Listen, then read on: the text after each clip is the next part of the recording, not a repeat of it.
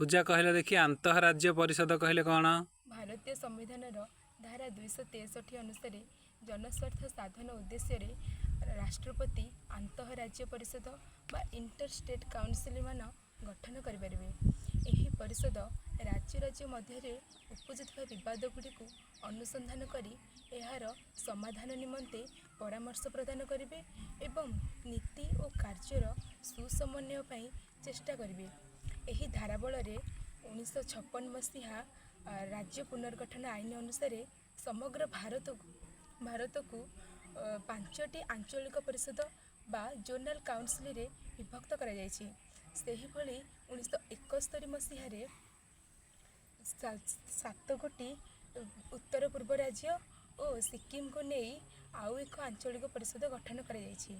ତେଣୁ ଭାରତରେ ବର୍ତ୍ତମାନ 6ଗୋଟି ଆଞ୍ଚଳିକ ପରିଷଦ ରହିଛି, ଯଥା ପୂର୍ବାଞ୍ଚଳ ପରିଷଦ, ପଶ୍ଚିମାଞ୍ଚଳ ପରିଷଦ, ଦକ୍ଷିଣାଞ୍ଚଳ ପରିଷଦ, ଉତ୍ତରାଞ୍ଚଳ ପରିଷଦ, କେନ୍ଦ୍ରାଞ୍ଚଳ ପରିଷଦ ଏବଂ ଉତ୍ତର ପୂର୍ବାଞ୍ଚଳ ପରିଷଦ। ସୂଚନାଯୋଗ୍ୟ ଯେ ଓଡ଼ିଶା ପୂର୍ବାଞ୍ଚଳ ପରିଷଦରେ ରହିଛି। ଧନ୍ୟବାଦ।